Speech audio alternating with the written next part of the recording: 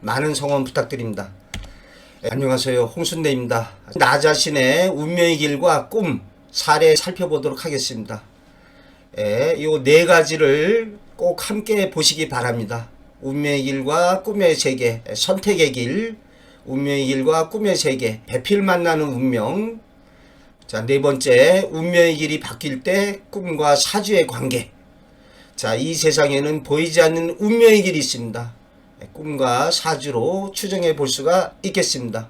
이번 시간에는 파자에 관한 제 자신의 보이지 않는 운명의 길을 이야기를 해보겠습니다. 할아버님께서 어릴 때부터 한자 공부하거라 이런 얘기를 아주 그냥 수없이 들었습니다. 근데 제가 할아버지에 대한 좀 반발심이 컸습니다. 그래서 그 할아버님의 말씀을 청개구리 마냥 제가 안 들었습니다. 그런데 수없이 듣다 보니까 그게 이 머릿속에 세뇌가 되는 것 같습니다. 고등학교 1학년 때 우연히 한자 쓰기 교본이라는 게 눈에 띄더라고요. 그래서 할아버지가 이게 그렇게 얘기하는 그 한자 그 공부하는 거 아니야? 그래서 그 할아버지 안 볼 때 고등학교 1학년 때 그 1800자 교본을 한 권을 썼습니다. 제가 지금 한자를 쓰는 게 그래도 그 한자 필순에 맞겠습니다. 예를 들어서 모방자 이렇게 쓰고 이렇게 하고 그 다음에 삼액이 어딘지 아십니까? 삼액이 이게 삼액입니다. 이게 그 다음에 마지막으로 이렇게 큽니다. 모방자 쓰는 그 이제 이런 걸 갖다가 고등학교 1학년 때 한 권을 썼습니다. 그랬는데 고등학교 2학년 때 국어 시간에 그 당시에 국어 선생님이 하루는 칠판에다가 이렇게 한자를 갖다가 쭉 쓰시는 거예요. 국, 무, 성, 월, 입, 문, 이일, 이시. 그러면서 야 이게 무슨 뜻인지 니네 맞춰봐라. 이렇게 말씀하시는 거예요. 근데 이게 뭐 나라국자에다가 없을무자에다가 그때는 이룰성자를 쓰셨는데 제가 성성자, 재성자가 어떠냐. 달월자, 들어갈, 들입자, 문문자, 이일이시. 뭐 어려운 한자는 없는데 이게 대체 무슨 뜻이야? 그랬더니 그 선생님이 이걸 갖다가 이렇게 끊으시더라고요. 이렇게 하면은 나라에 성이 없다. 그러면 나라에 성이 없으니까 이게 나라인데 여기에서 성이라는 것이 이 바깥에 둘러싸이는 걸 성이라고 표현한 거예요. 그러면 여기서 나라국자에서 성짝이 성이 없으면 요자가 나옵니다. 혹시 혹자, 혹자 또 달이 문으로 들어간다. 이렇게 되면은 요자가 나옵니다. 이렇게 한갈 한자. 그 다음에 이일이시는 하루가 24시간이니까 48시간에 2시간 더하면 50시가 됩니다. 50시. 숫자로 하면은 50시가 되지만 우리말로 하면은 50시요. 그래서 이 자를 갖다가 합치면 혹시 한가하면 50시요. 이런 뜻이 나오게 됩니다. 그래서 선생님이 말씀하시기를 선비가 어떤 처녀를 좀 좋아했는데 그 처녀가 선비한테 요런 글귀를 적어서 보냈다는 거죠. 선비가 관심이 많이 있으면 이게 무슨 뜻인지 알 것이고 관심 없으면 모르는 거죠. 이걸 갖다가 파자라고 합니다. 한자를 갖다가 깨트리다. 한자를 부수다. 자, 이렇게 한자의 자익을 갖다가 나누거나 합쳐서 살펴보는 걸 파자라고 합니다. 이걸 제가 고등학교 2학년 때 국어 시간에 들었는데 이상하게 제 이 머릿속에 남아있던 거예요.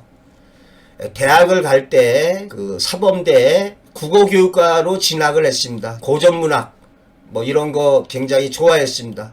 국어교육과가 말이 국어교육까지 뭐 한자 공부도 많이 합니다. 근데 또 저희 대학 졸업할 적에 논문을 써야 됐습니다. 졸업논문 제도가 있었어요. 졸업논문으로 야 내가 이 파자에 대해서 관심이 많은데 이 파자에 대해서 한번 써보자. 그래서 대학교 4학년 때 파자고라는 논문을 써서 대학교를 졸업을 했습니다. 그리고 나서 ROTC로 군대를 갔다 와서 고등학생 2학년에게 한문을 갖다 제가 가르치게 됐어요. 그래서 여고 2학년 한문 시간에 첫 시간에 이렇게 제가 딱 들어갔습니다. 수업에 들어갔더니 여고생들이 저의 그 실력을 테스트한다고 할까요? 뭐 골려주려고 했는지 칠판에 바로 요 한자 7자가 적혀 있었어요. 무슨 뜻인지 알아맞혀 봐라, 이런 거였습니다. 자, 여기도 한자를 보면은 모르는 자는 없어요. 한일자, 석삼자, 입구자, 소우자, 머리두자, 안일불자, 날출자. 근데 이걸 딱 보는 순간에 저는 알았습니다. 이게 요 파자라는 거, 정상적인 한문이 아니라 한자의 문자 유희죠. 그래서 제가 이걸 딱 보는 순간에 이 뒤에 네자, 소의 머리가 나가지 않는다, 이걸 파자를 알고 있는 사람은 개념을, 그래서 제가 칠판에 백목을 들고 이렇게 소의 머리가 나가지 않는다, 소 우자를 갖다가 크게 썼습니다. 그리고 지우개를 들어서 요 톡 튀어나온 부분이 바로 소의 머리가 되겠습니다. 요거를 갖다가 요렇게 지우면은 바로 요자가 나옵니다. 낫 오자. 그리고 요 139, 야 139가 이게 뭐지 이렇게 생각을 하는데 그 아래 힌트가 있습니다. 어느 소녀가 사랑을 고백했을 때를 생각하실 것, 이렇게 적혀 있었습니다. 그래서 이 파자도 안 본 거는 생각을 해봐야 됩니다. 그래서 야 요 139가 뭐지? 라고 이렇게 하니까 그 앞에 앉은 여학생이 선생님 세로로 이러더라고요. 거의 동시에 139를 갖다가 세로로 놓으면은 139 하면은 바로 요 글자가 나오게 됩니다. 허락할 허자. 자, 그래서 고등학교 2학년 첫 한문 시간을 통과를 했습니다. 한문 많이 알아도 이 파자 모르는 사람은 이거 해석 못합니다. 한문하고 좀 별개입니다. 참 어떻게 이렇게 제 운명의 길에 이렇게 이 파자가 들어올 수가 있는지요. 그랬는데 세월이 흘러서 1996년 13년이 지났는데 저에게 찾아온 운명의 길에서 좀 좌절할 때 새로운 시작, 새로운 출발을 해야겠다, 그래가지고 내 마음의 열정을 바칠 대상으로 제가 창안한 한글 필기체라고 있습니다. 그 한글을 갖다가 이렇게 필기체로 쓰는 그러한 책을 한번 내보자 그랬는데, 그때 맨 뒤에 이 파자 이야기라고 부록으로 소개를 하고자 했습니다.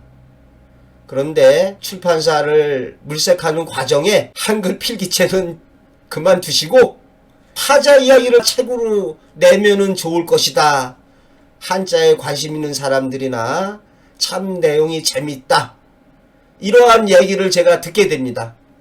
그래서 한글 필기체는 잠시 보류하고 파자에 관한 책을 쓰기로 마음을 먹습니다. 저는 그 당시에 고등학교 국어교사였고 뭐 훌륭하신 대학 교수님이나 다른 분들이 파자에 관해서 책을 써놓은 줄 알았어요. 대학교 졸업 논문 때 썼지만 그로부터 16년이 지나가지 않았습니까? 그런데 제가 살펴보니까 이 파자에 관해서 책을 쓴 사람이 없더라고요. 국어사전에 뒤지면 딱 한 3줄 나옵니다. 파자라는 것은 한자의 자익을 분합하여 맞추는 수수께끼. 그래서 제가 이 파자 이야기라는 책을 출간하고자 마음먹고 밤새워서 원고를 집필하기에 이릅니다. 주변에서 고등학교 선생이 무슨 책을 쓰냐? 그만둬라, 이런 얘기를 수없이 들었습니다. 그러나 저는 포기하지 않았습니다. 아니다, 내가 쓰는 이 책이 많은 사람한테 좋은 소리를 들을 거야. 그래서 원고를 작성해서 알아보다가 항민사라는 출판사에서 한자 수수께끼라는 책이 나온 것을 알게 됩니다. 파자가 뭐 쉽게 보면은 또 한자 수수께끼가 되거든요. 그런데 그 한자 수수께끼 책을 살펴보니까 일본 사람이 한자의 자원에 관해서 쓴 내용이었습니다. 제가 쓴 것은 우리나라의 전통적인 파자가 되겠습니다. 그래서 여기 출판사라면 내 책을 낼 수가 있겠다 생각하고 제가 전화를 걸었습니다. 책이 나와서 출판 저널에 소개되고 그때 초판 2,000부가 다 팔렸습니다. 그래서 석 달 후에 다시 재판을 찍어냈고요. 그 후에 2012년에 뭐 증보판이라고 할까요? 한자와 파자라는 책을 출간하게 됩니다. 그런데 제가 이 파자 이야기 책이 출간되기 한 달 전에 꿈에 어떤 놈이 총을 빵야! 딱 쏴가지고 가슴에 총을 맞는 꿈을 꿉니다. 살다 꿈에 내가 총 맞아 죽는 꿈을 갖다가 꾸다니 이게 무슨 의미가 있을 텐데. 자, 여기 유튜브 동영상에 죽는 꿈에 관해서 제가 올려놨습니다. 낡은 껍질을 벗고 새롭게 태어나는, 제가 파자 이야기 책 출간되기 1개월 전에 이런 꿈을 꿨는데 파자 이야기 책 출간하게 되면서 평범한 고등학교 교사에서 신문 연재, 방송활동, 또 그 후에 수많은 저서를 출간하게 되고 한문학 박사 학위를 받기까지 제 새로운 인생길이 펼쳐지는 것으로 실현됐습니다.